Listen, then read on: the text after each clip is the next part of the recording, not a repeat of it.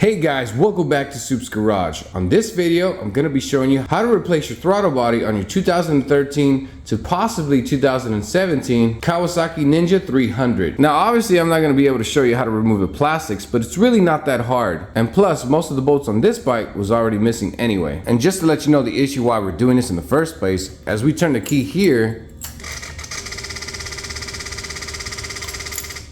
you can hear the noise that is coming from the throttle bodies. And that's because this actuator here that's connected to the throttle bodies is no longer working properly, which is causing the bike not to have any power pretty much above 5,000 to 6,000 RPMs. And as you can see here, this is the other throttle body that we will be replacing it with. So let's get started. All right, so the first thing we're gonna be doing is removing all the electrical connections to the throttle body. And we're gonna start off on the right side, and we're just gonna be pushing down on this clip here and pull up. As you can see there, do the exact same thing on the one right next to it.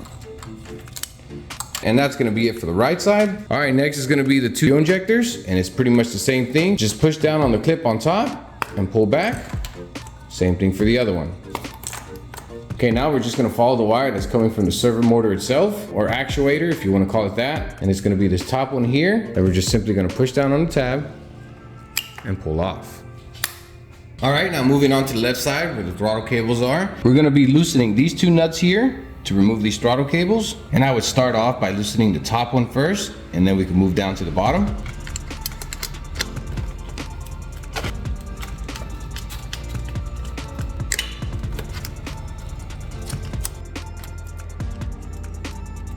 Okay, so once you loosen these pretty much all the way down, just grab your back cable and start pulling it on the side. Just make sure you have the cable going through the little gap there on the bottom, and it should come right out just like that.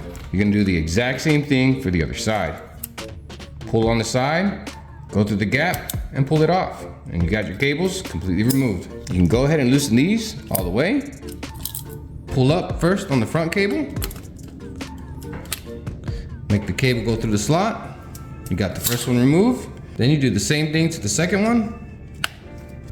Go through the slot, and then you have the second cable removed. Now I do want to say, just be sure that you remember which cable goes where to make it easier for you when you're putting all this back together.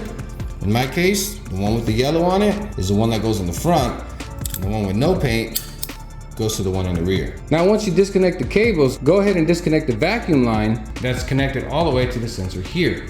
Now in my opinion, it's better off to disconnect the vacuum line from this sensor than it is to disconnect it from the throttle bodies. It's just a lot easier to have access to this side than it is to the throttle body. And we're just gonna be pulling off of it slowly, and it should come right off. We're gonna go ahead and remove this Allen bolt. As you can see here, that bolt actually has a little bracket that's holding the wires down. Make sure you remove that as well, get the wires out of the way. Now right next to that, we're gonna go ahead and remove the little hose. As you can see here, use your pliers to grab onto that clamp, pull back, get that hose out of the way.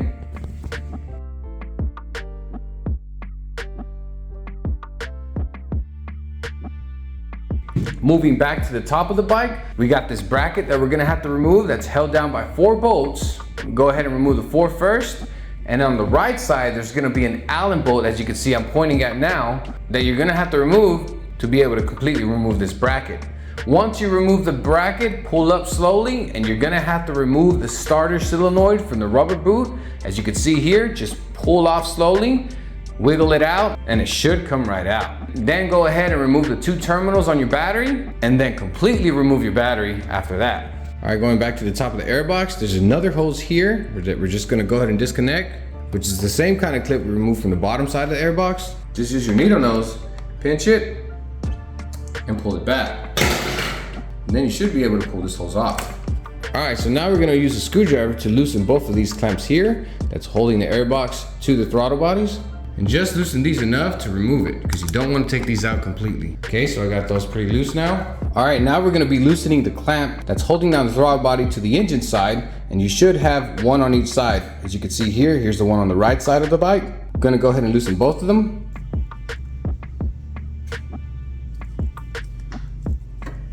All right, now we're gonna be removing the right side cover that actually covers the air filter. And it's held down by 3 screws here, as you can see.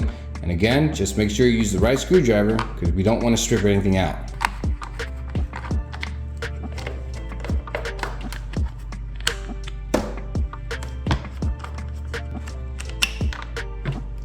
And now just simply remove the cover and put it aside. All right, now that we got all that disconnected and out of the way, we should be able to simply just pull back on the air filter box just to give you enough room to be able to get the throttle bodies out.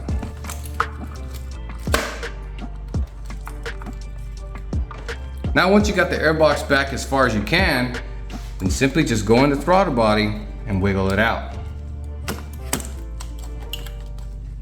Now before we pull the throttle body out, go ahead and disconnect your fuel line if it's still connected to the throttle body like mine is. And just in case you don't know how to remove these fuel lines, when this thing is connected to the fuel line itself, this red tab is actually pushed all the way forward, and all you have to do is pull back on the longer red tabs on both sides at the same time, and then just pull back, and you should be able to pull it right out. And now finally, we can remove the throttle bodies from the left side of the engine.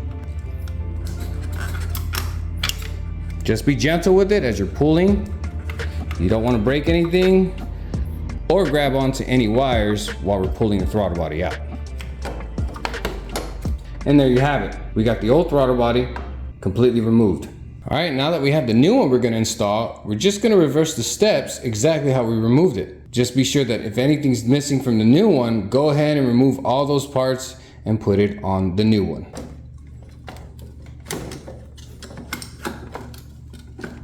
All right, so once you have your throttle bodies in place, basically have it lined up in the front and the rear, you want to start off by pushing the front first. Then we're going to retighten the two clamps in the front first, and then we're simply just going to push the box back forward and then retighten the back clamps. All right, so I got all my clamps tightened up, but before you tighten your clamps, be sure that it's completely sealed from the airbox to the throttle body and the throttle body to the engine side, especially from the bottom side. A lot of people assume just because the top is fitting right, that the bottom's fitting right. And what happens sometimes is the throttle body actually pinches the rubber, causing it to have a gap, and you're gonna have intake leaks and the bike's not gonna run right. So just be sure that it's put on properly on the bottom end, on the front side, and on the rear side of the throttle body.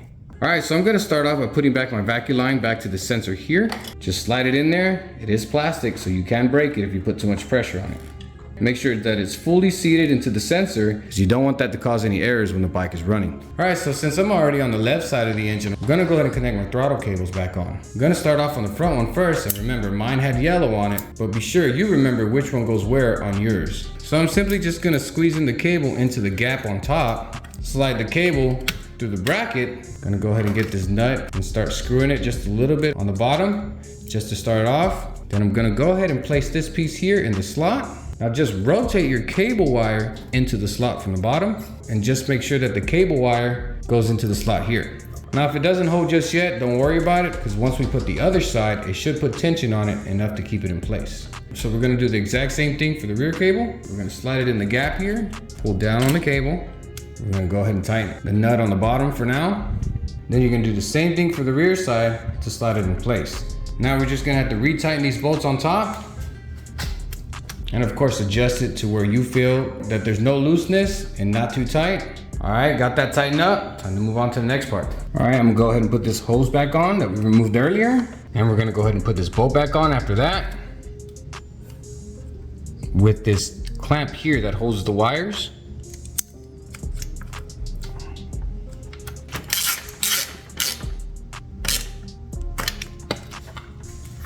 All right, so now you're gonna go ahead and connect your hose back on with the clamp. Also, go ahead and connect your servo motor or actuator back onto its connection. Reconnect your connections for your injectors. And I'm gonna go ahead and connect the fuel line back onto the throttle body, but be sure you connect this the right way. And it's pretty obvious if you put it the wrong way. You wanna make sure that when you connect it, it's actually facing the rear. And now it's time to put our battery back in. Just make sure you pull all the wires out of the way before you drop the battery down.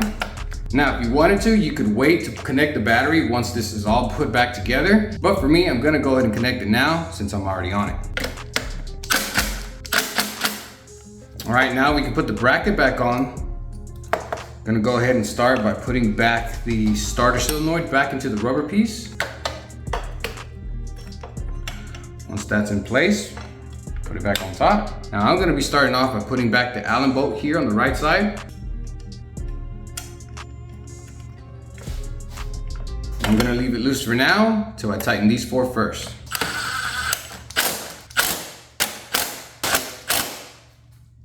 and then you can tighten up the Allen bolt all the way.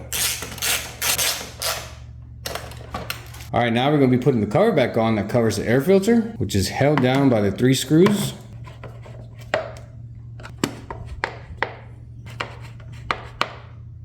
And then finally, we can reconnect our sensors on the right side. Now at this point, I'm gonna go ahead and turn the key, and you're gonna hear the sound difference between the new one and the old one we had on this bike.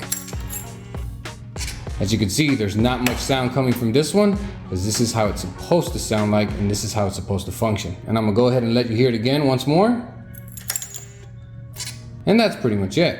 All right guys, and just to confirm with y'all that this actually worked. Remember, the problem was when the bike was running, it wouldn't let me pass 3,000 or 4,000 RPMs, and the bike really ran really sluggish. So we're gonna turn the key now. Let's see what it does.